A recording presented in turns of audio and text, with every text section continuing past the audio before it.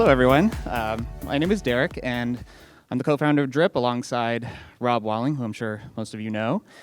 And part of my job at Drip is to figure out what we should build next into the product. And I think we can all agree that it is wise to include customers in this process and not retreat into a cave and build features in isolation. But the problem is deciding which ones to actually build. If you're anything like us at Drip, we receive hundreds of feature requests a month. And if we were to build everything our customers ask for, our product would end up looking something like this, where it just devolves into a junk drawer of useless features. So what I want to talk about today is the framework we've developed. And it's not something we've formalized until I sat down to write this talk and kind of distilled it down into 4 different steps that we take. So let's dive in. So the first step is to parse the feature requests. And customers love to tell you their problems in the form of a proposed solution.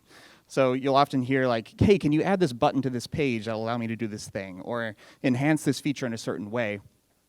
And really, what you should do first is try to distill that down, wipe away the solution they're proposing and try to get to the core of the problem. And oftentimes, just shooting back an email and saying, hey, what are you actually trying to accomplish with this will go a long way. And to give you an example from Drip's history, we often get the feature request for a feature that is present in a lot of marketing automation products out there today.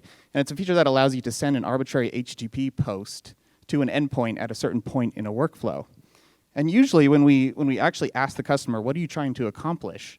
They tell us, well, I want to integrate with this certain plugin and send data at a certain time. So really, the best solution for us would be to actually build a first-class integration rather than giving them a way to manually wire it up. And so at this stage, what you're really looking for is consensus. You're looking for, has more than one person actually expressed the same pain? And if the answer is no, then it may not be time to actually build that feature.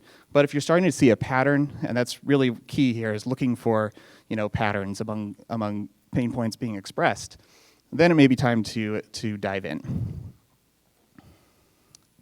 All right, so step 2 is to synthesize. This is where you take the bucket of feature requests that have been expressed and the pain points that you've distilled down and actually try to envision what the best solution is to the problem.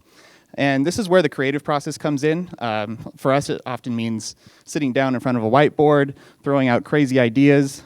Usually the best ideas start with, this is going to sound stupid, but, and then out comes the genesis for a really good idea. So I lost my train of thought. Sorry about that. So at this point, you want to look for patterns and try to come up with a good solution.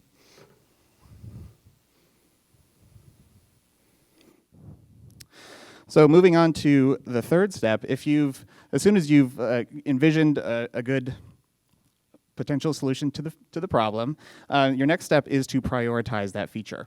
And we usually ask ourselves 2 central questions at this point.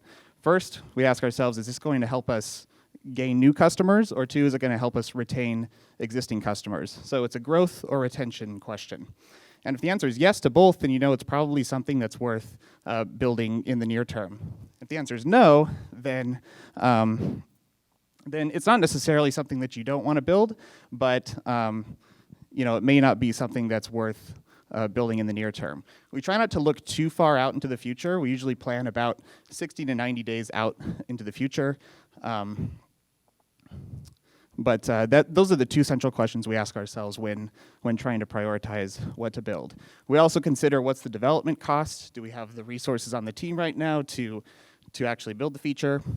And so these are all the things we consider. Finally, the 4th step is to actually build the feature. And it's probably conventional wisdom these days that you want to try to build the smallest, hammer down the scope to as small as possible, and get it in front of customers as early as you can. So a recent example of this is customers asking for a feature to merge 2 subscribers together in Drip. And we kind of procrastinated on building this feature for a long time because it's a potentially large undertaking to take all this data from 2 subscribers and merge it together. But we finally decided to instead just hammer it down to only merging together tags and custom fields. And we were able to knock this out in about 6 weeks. Wasn't too big of an effort. And we could get it in front of customers early on and start getting feedback. And if it proved to solve 80% of the problems people are having, then it's probably good enough to stop there. But if customers were telling us that they needed more functionality, then we can circle back and add more to it. So those are the 4 steps, just to reiterate. First step is to parse feature requests and try to get to the root of the problem.